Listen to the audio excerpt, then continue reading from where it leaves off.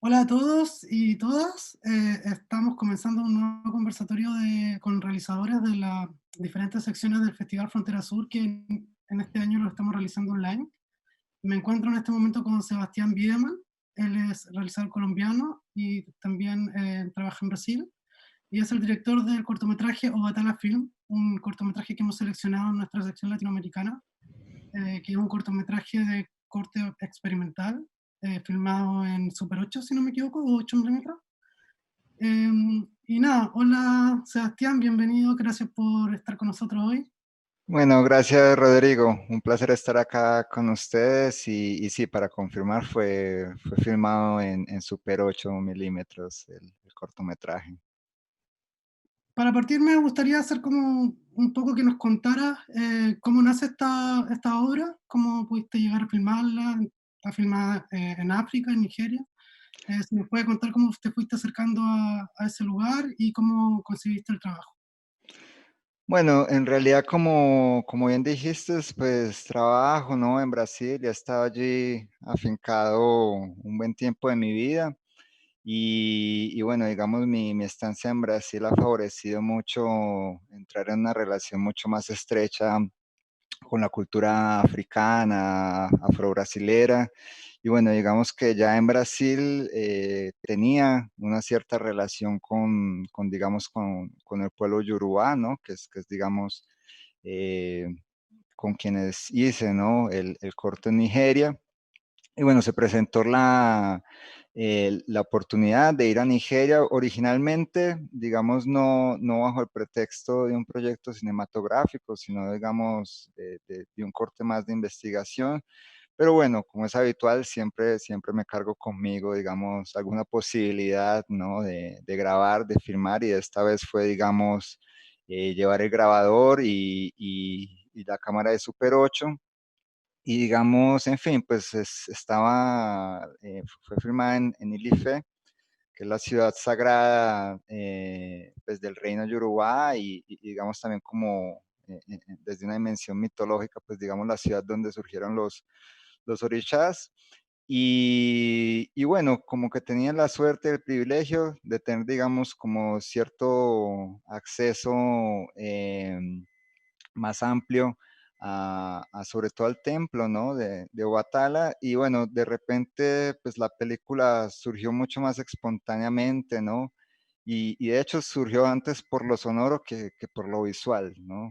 Entonces, digamos, tuve la oportunidad de presenciar algunas ceremonias donde, digamos, el ritmo de la percusión me capturó y de hecho fue, o sea, digamos, me vi primero estimulado a grabar, ¿no? El sonido cuando después, en fin, como que me quedé ahí como ruminando, como elaborando esa sonoridad en la cabeza, y fue cuando, digamos, sí, también coincidió la ocasión, ¿no? De la coronación de este rey, y fue, digamos, como ese ritmo de la sonoridad lo que me llevó a filmar y también, digamos, ya a proponer una cierta estética a partir de los recursos técnicos, pues de la velocidad con que fue filmado y que bueno, que también como desde una perspectiva, llamémoslo así, más mística, o sea, lejos de ser, creo yo, pues un trabajo etnográfico y mucho más es una experiencia sensorial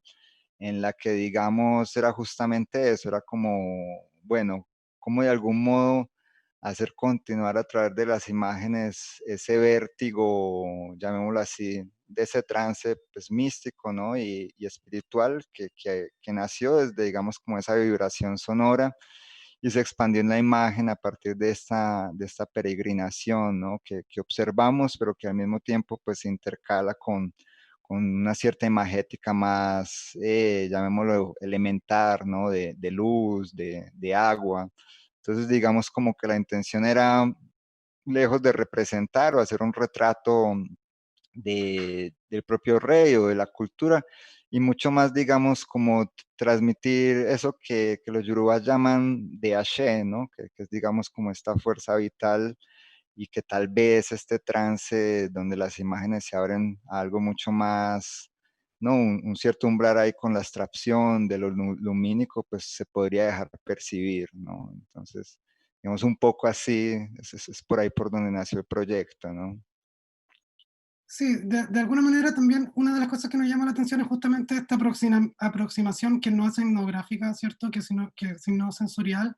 Me parece que hay como unos momentos donde está la naturaleza, donde también está la cultura a través de la pintura, ¿verdad? Y luego los cuerpos y como que se van relacionando en este ritmo un poco que se va sumando lo de la música y que yo creo que propone de alguna manera también un trance visual, ¿no? Quizás para la búsqueda.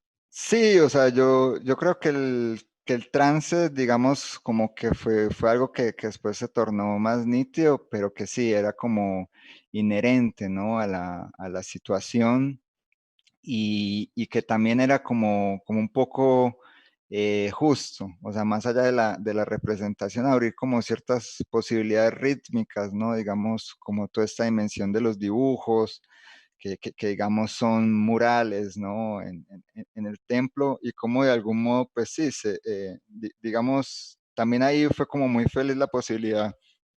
Bueno, solo tenía material en blanco y negro, pero también fue muy feliz que fuese así, porque justo, digamos, en la cosmología Yoruba, de hecho, los cuerpos están pintados de blanco, ¿no? O sea, digamos, no es solo una cuestión, o sea, si fuese a color también los puntos serían blancos, ¿no?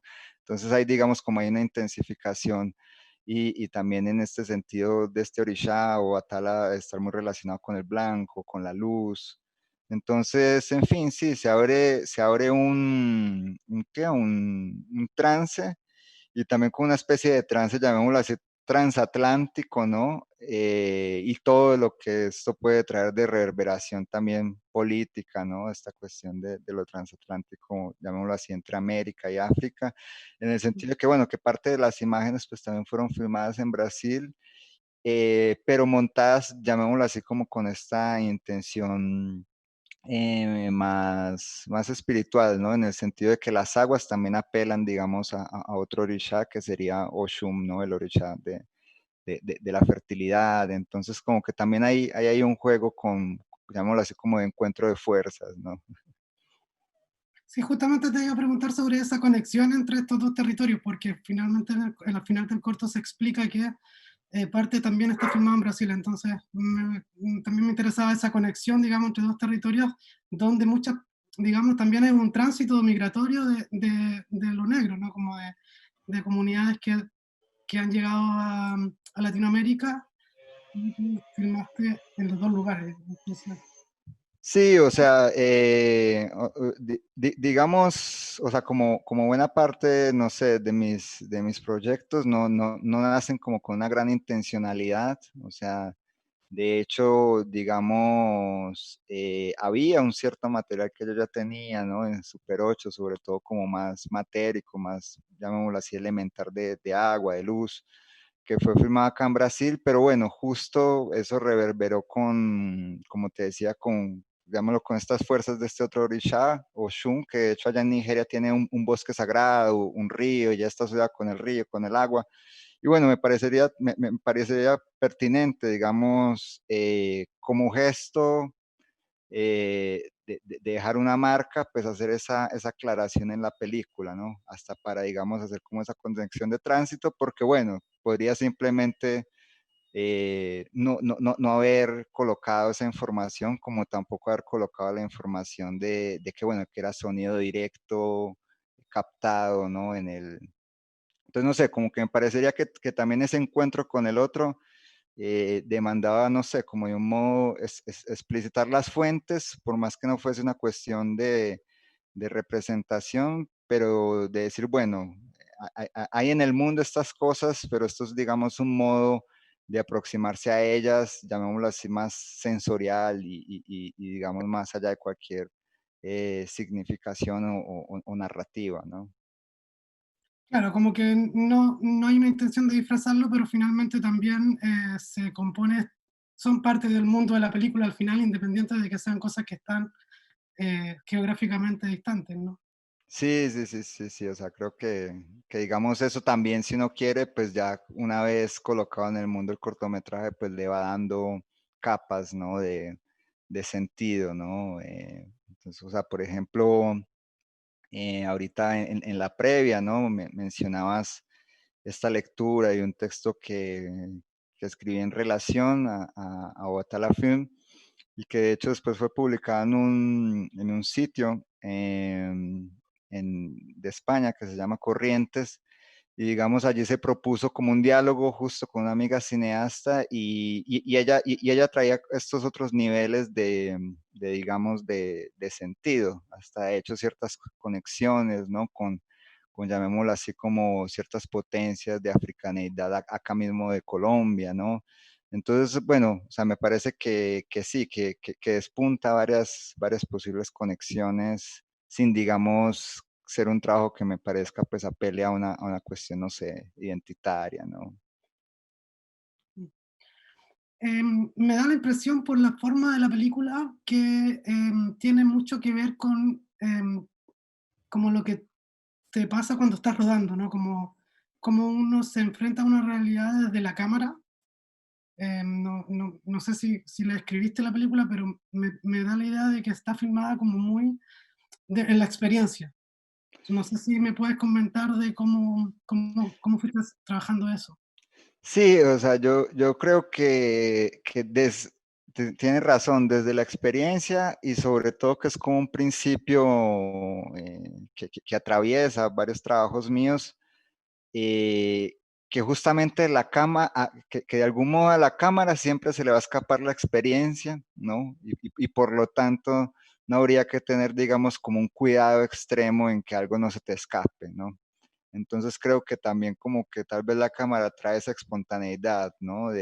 Digamos, bueno, o sea, el cuerpo siempre está un poco desfigurado, o sea, es como más, y que justamente después en el montaje o también en ese montaje que ya es la propia filmación, uno se va corriendo de una cierta idea de querer dar cuenta o digamos de que las personas reconozcan con una claridad, ¿no? Muy determinada las cosas, ¿no? Digo, o sea, como que creo que el vértigo que tal vez las imágenes le transmiten a quien las ve, pasa también por eso, ¿no? Por una especie de despreocuparse porque las cosas escapen, ¿no?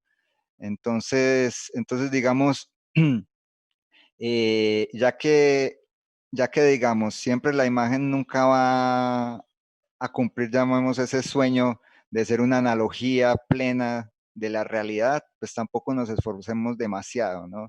Y por el contrario, pues hacer como de esa errancia, de ese supuesto error, una potencia expresiva, ¿no?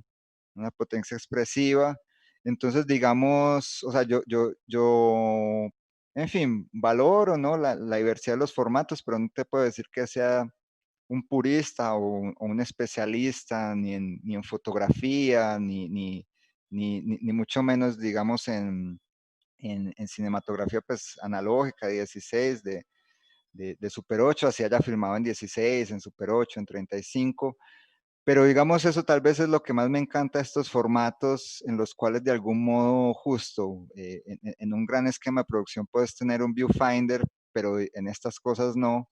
¿Y qué es eso? O sea, de hecho no sabes si de repente como lo mandaste a revelar a un laboratorio independiente, te lo van a revelar bien. Entonces, en fin, hay como un descuido, o sea, proposital, ¿no? En no querer tener como digamos, ese control sobre el material, ¿no? Sino de más bien, bueno, después me sorprendo con lo que restó, ¿no? Con lo que restó. Y creo que eso es también lo que tal vez hace paradojalmente que se sienta más la experiencia, ¿no? Mm, mm. Sí, justamente lo pienso por el ritmo de la cámara, cómo se mueve, cómo nos va mostrando las cosas un poco barriendo o nunca está quieta, por ejemplo, no hay como un control del plano. Y por eso te comentaba lo de la experiencia, porque me parece que tiene mucho que ver con lo que te está pasando a ti mientras lo estás filmando. No sé si es que a lo mejor estoy equivocado, pero No, sí, totalmente, pero bueno, o sea, si bien digamos, es como aquella cosa medio John Cage, ¿no? Es como medio crear una situación para que el azar se sí, manifieste. porque digamos, o sea, nada termina siendo tan inocente, o sea, como yo te decía, yo ya tenía más o menos la rítmica de la percusión en la cabeza, y entonces más o menos como que uno, llamémoslo así, iba filmando con ese ritmo en la cabeza, ¿no? Entonces, digamos, eso ya, llamémoslo así, creaba algún tipo de vínculo entre las imágenes y esa posibilidad después de encontrarse con las sonoridades, ¿no?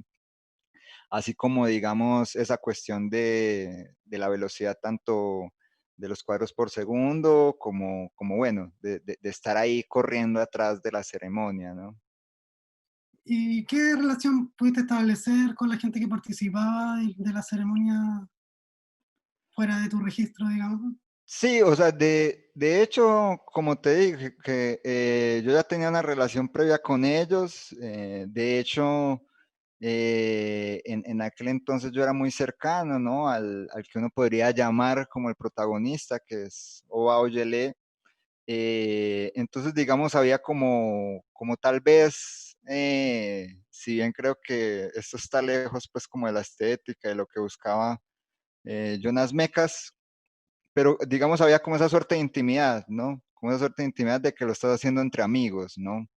Entonces, digamos, como que de entrada sabías que había como un aval, un conocimiento por parte de todos que eso estaba ocurriendo, y que está ocurriendo también como con ese desinterés, como cuando haces algo con amigos, ¿no?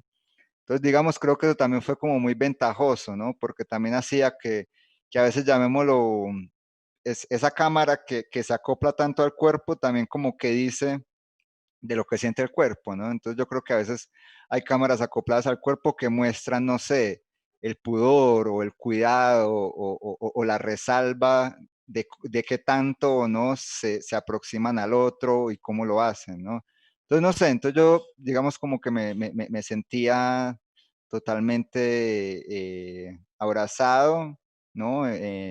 Entonces, digamos, como que no, o sea, como que digamos, tal vez por eso es que se dieron las cosas, porque nunca hubo una intención primera de hacer una película, sino que fue algo que ocurre por acaso, ¿no? Digamos, se dio la feliz casualidad. Oye, y para ir cerrando y cerrar también ese punto, ¿cuándo decidiste entonces que la película iba a existir? O sea, filmaste como siendo sin pensar en una película, pero ¿cuándo fue que decidiste hacerla? Sí, no, o sea, ocurre o sea, pues ya cuando regresé de Nigeria sabría que algo saldría de allí, ¿no? No obstante, pues no tenía como el afán de que saliese inmediatamente después. Y también me parece que como parte de mi proceso de creación, se vuelve importante, llamémoslo así, dejar descansar las imágenes, ¿no? Como de algún modo dejarlas reposar, como para que ellas se vuelvan archivo, ¿no? Y de algún modo puedas volver a ellas bajo esa otra óptica, donde sí, más o menos te acordás que estabas pensando, en qué dirección querías ir, pero bueno, es una experiencia totalmente nueva, ¿no? Totalmente nueva, hasta porque, obvio, es un proceso híbrido que se digitalizó, ahora ya estás, ¿no? En un programa de edición no lineal. Y bueno, de repente pasó un tiempo y dije, bueno, me parece que también, que ya es prudente, o sea, más o menos pasaron 6 meses, ¿no? Entre que fue filmado y entre que, digamos, se estrenó, ¿no? Eh, entonces, digamos, creo que por un lado tenía que ver con ese tiempo, ¿no? Y también, llamémoslo así, como en esa imbricación como del cine, con una dimensión como más vital de la vida, también hay un momento donde el cuerpo te pide, digamos, entrar en esa relación de cuerpo a cuerpo con las imágenes, que digamos yo de hecho la siento mucho más intensamente en el montaje que en el rodaje, ¿no? Bueno, Sebastián, daría para conversar mucho más, está súper interesante, pero eh, en función del tiempo vamos a tener que ir cerrando. Te agradezco no solamente el hecho de estar ahora con nosotros, sino también el hecho de haber facilitado tu película para que sea parte del festival. Y nada, pues, gracias. Y no sé si quieres agregar algo para cerrar. No, o sea, creo que tal vez lo único que tendría que decir es que es eso, que quien se aproxime a la película no, pues no tenga ningún tipo de presupuesto o de prejuicio, sino que simplemente se deje llevar, ¿no? Súper. Sería eso. Dale, mil gracias. Que estés muy bien. Y nada, pues te dejamos invitado también para que veas, en Colombia vas a poder ver gran parte del festival, así que para que puedas ver algunas de las películas que hemos programado. Dale, perfecto. Mil gracias a ustedes. Un abrazo, Rodrigo. Un abrazo igual.